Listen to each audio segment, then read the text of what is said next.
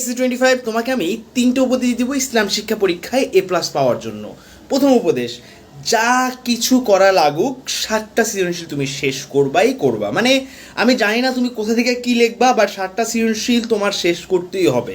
যদি করো তবে A+ পাওয়ার কোনো একটা চান্স আছে।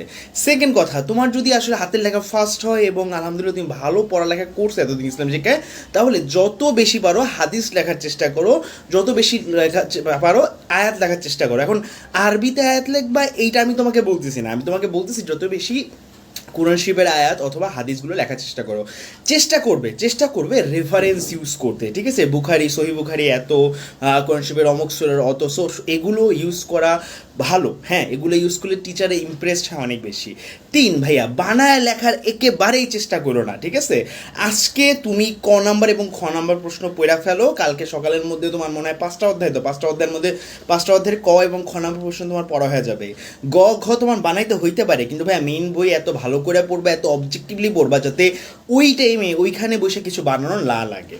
এই 3টা জিনিস তুমি যদি ফলো করতে পারো তাহলে আমি তোমাকে বলবো তোমার A+ নিশ্চিত অনেক ধারে কাছে চলে যাবা। অ্যান্ড ফাইনাল যে উপদেশ দিব এটা হলো এক্সট্রা, ঠিক আছে?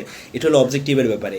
ইসলাম শিক্ষায় প্রচুর পরিমাণে বহুপদী সমাপ্তসূচক কোশ্চেন আসে, আর এই সমাপ্তসূচক কোশ্চেনগুলো কেউ কোনোদিন সিওরিটি দিতে পারে না যে অমুকটাই অ্যান্সার। সো যত পারো ভালো করে মেইন বইটা পড়া যাও।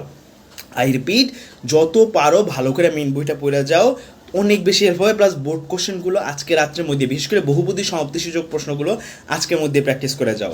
আমার ইসলাম শিক্ষা পরীক্ষায় সবচেয়ে ভয় পাইছিলাম আমি A+ মিস করার, কারণ আমার 6টা MCQর মতো ভুল গেছিলো বলে আমি অ্যাকচুয়ালি বুঝতে পারছি বা দেখতে পারছি, আমি শিওর ছিলাম এই 6টা MCQর ব্যাপারে, বাট তারপরেও দেখি যে এই 6টা MCQ ভুল হয়ে গেছে, কারণ 6টাই বহুপদী সমাপ্তিসূচক প্রশ্ন ছিল, সবাই বলতেছে আলাদা একটা অ্যান্সার। আলটিমেটলি আমি যখন পরীক্ষার রেজাল্ট দেয় তখন আমি দেখলাম আমার 3টা মাত্র MCQ ভুল হয়েছে।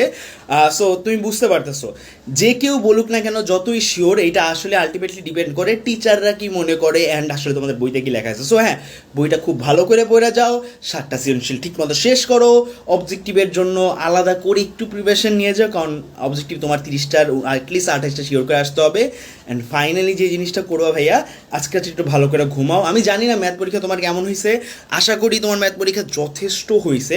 ম্যাথ পরীক্ষা নিয়ে চিন্তাভাবনা বাদ দিয়ে আজকে পড়াশোনা করো একদম স্মার্টলি, যেভাবে আসলে পড়াশোনা করার কথা। তোমার সাথে আমার দেখা হবে ঠিক ইসলাম শিক্ষা পরীক্ষার পরে।